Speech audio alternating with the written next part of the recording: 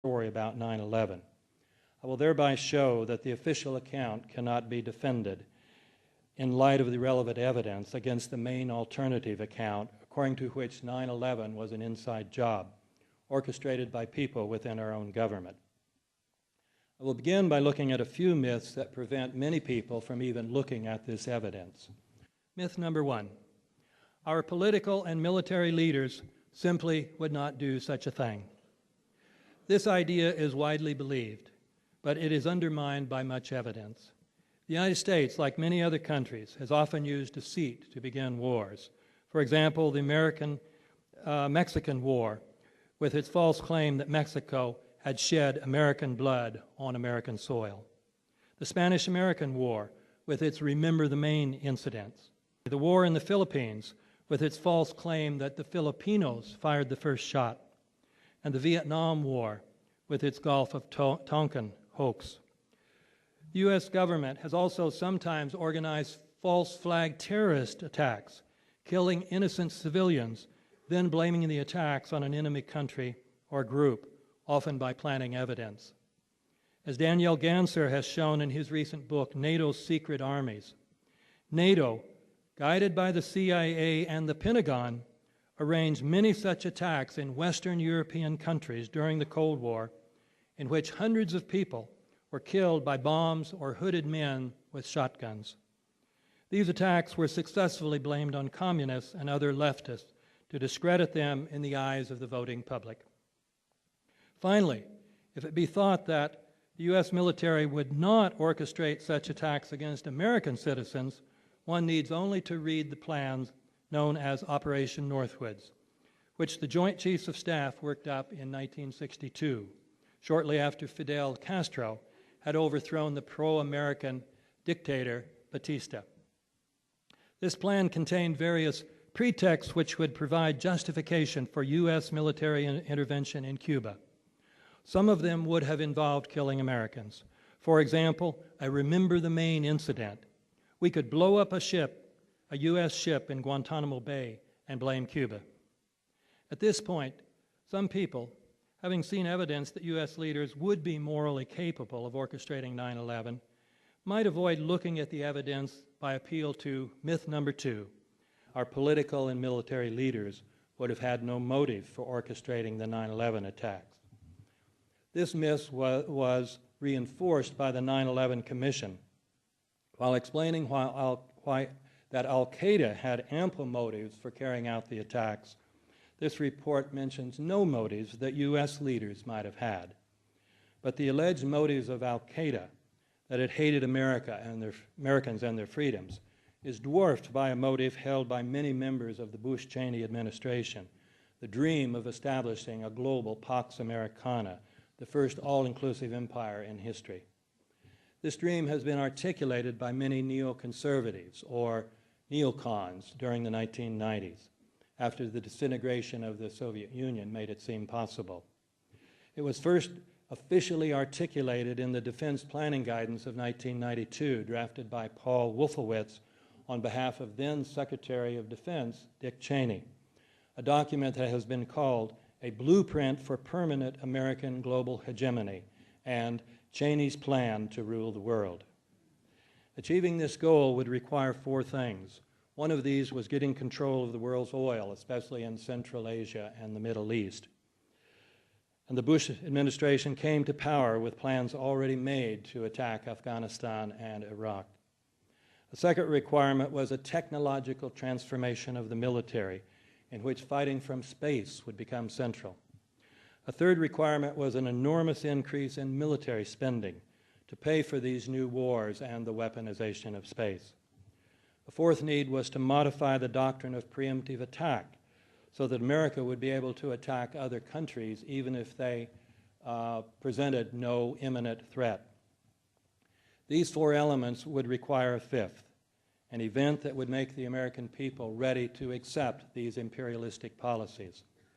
As Zbigniew Brzezinski explained in his 1997 book, The Grand Chessboard, the American people, with their democratic instincts, are reluctant to authorize the money and human sacrifices necessary for imperial mobilization, and this refusal limits America's capacity for military intimidation.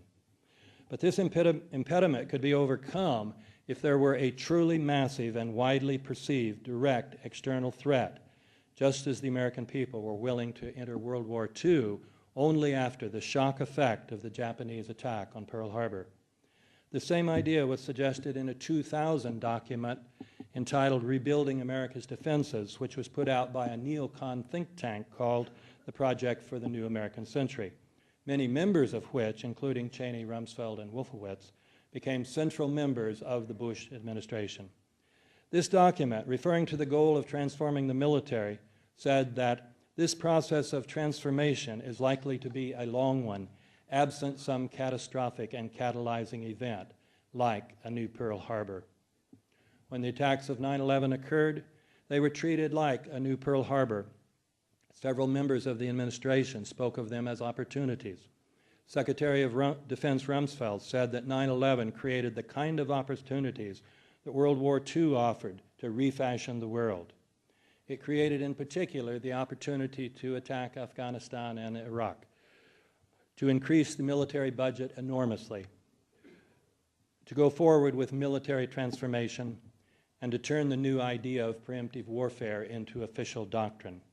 This doctrinal change was announced in the 2002 version of the National Security Strategy, which said that America will act against emerging threats before they are fully formed.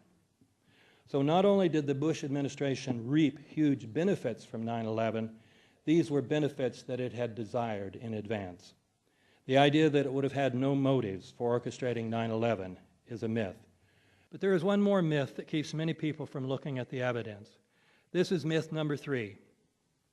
Such a big operation involving so many people could not have been kept a secret because someone involved in it would have talked by now.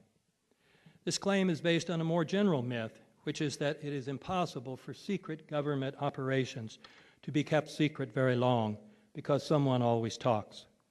But how could one know this? If some big operations have remained secret until now, we, by definition, don't know about them.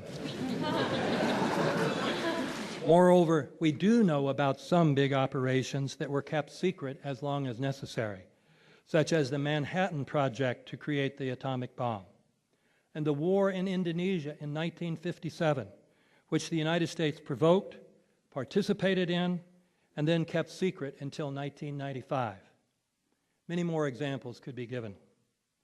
We can understand, moreover, why those with inside knowledge of 9/11 would not talk. At least most of them would have been people with the proven ability to keep secrets. Those who were directly complicit would also be highly motivated to avoid public disgrace and the gas chamber.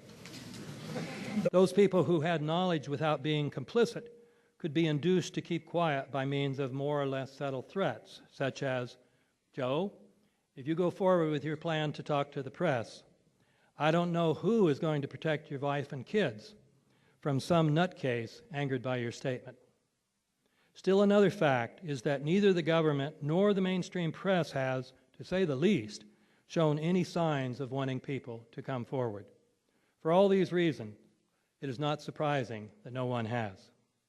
I move to myth number 4. The 9/11 Commission, which has endorsed the official account, was an independent, impartial commission and hence can be believed. One needs only to look at the reviews of the 9/11 Commission report on Amazon.com to see that this assumption is widely held. Perhaps this is because in the preface, the Commission's chairman and vice chairman tell us that the Commission sought to be independent, impartial, thorough, and nonpartisan. But these terms do not describe the reality. The Commission's lack of impartiality can be explained partly by the fact that Chairman Thomas Kean, most of the other commissioners, and at least half of the members of the staff had serious conflicts of interest. The most serious problem, however, is that the executive director, Philip Zelikow, was essentially a member of the Bush-Cheney administration. He had worked with Condoleezza Rice on the National Security Council in the administration of the first President Bush. Then, when the Republicans were out of office, he and Condoleezza Rice wrote a book together. Then, when she was named National Security Advisor for the second President Bush, she brought him on to help with the transition. Finally, then, he was appointed to the President's Foreign Intelligence Advisory Board. So he was the 9/11